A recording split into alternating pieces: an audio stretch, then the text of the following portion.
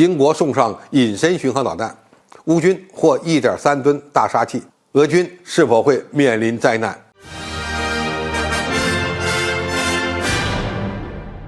观众朋友，大家好，我是付前少。就在外界推测乌克兰军队即将展开大规模反攻之际，英国方面首次证实，已经向乌军交付了空射型风暴鹰影巡航导弹。这是西方国家首次向乌军提供射程将近300公里的远程打击武器，其强大的突防能力对俄军的关键节点将构成严重挑战。导弹的射程为250公里，这是一种经过实战检验的精确打击武器，突破了西方不援助乌军远程导弹的红线。此前，美军援助乌军的海马斯火箭炮的射程不足80公里。五角大楼一直不愿意向乌军援助射程300公里的陆基战术导弹。在这个问题上，英国再次做了挑头者和搅屎棍。英国国防大臣华莱士表示，这些导弹现在已经进入或正在进入乌克兰境内，这表明至少有一些导弹可能已经在乌克兰境内了，甚至准备好用于支持预期的春季反攻。按照英国人的说法，乌克兰方面承诺风暴鹰影导弹将只用于打击乌克兰境内的俄军目标，不排除在克里米亚使用，但是不会用于直接打击俄罗斯本土目标。克里姆林宫则表示，英国向乌克兰提供风暴鹰影导弹将需要我们军方做出充分反应。现在的问题是，该如何看待英国这次军援的性质和影响呢？首先，由英国带头突破军援红线，可能是西方远程导弹进入乌克兰战场的开始。就像去年英国率先向乌克兰援助挑战者2主战坦克一样，如果这不是英国的独立决定，而是北约协调后的结果，那么对俄罗斯而言将是一个更大的麻烦。我们一再说，北约和美国仍在掌握着乌克兰战场的节奏，远没有到山穷水尽的时候。其次，风暴鹰影与俄罗斯所使用的远程巡航导弹最大的不同的地方，二者的射程差异巨大。前者是一种能够用得起的精确制导武器，俄罗斯巡航导弹的射程往往在2000公里以上，大约是风暴鹰影7倍，那么其代价呢就是比较昂贵。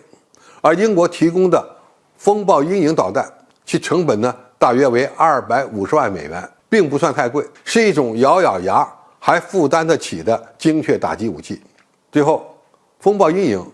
旨在满足乌军攻击高价值的固定目标的苛刻要求，预示着俄军关键节点将有可能遭到严重破坏。这些目标包括受防空导弹保护的弹药库和兵营等等，而且可能呢首次将交通运输线纳入其打击范围。乌克兰国防部长顾问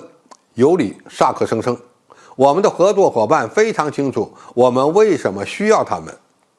能够通过摧毁敌人的弹药库、前线指挥部和物资供应链来降低敌方的进攻潜力。风暴鹰影导弹有一个倾射弹头，能够穿透加固的目标。导弹的制导系统结合了惯性导航、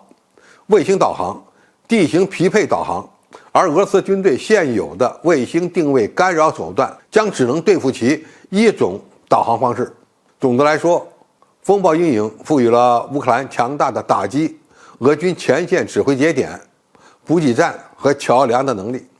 再结合乌军已经获得了由海马斯发射的小直径滑翔炸弹，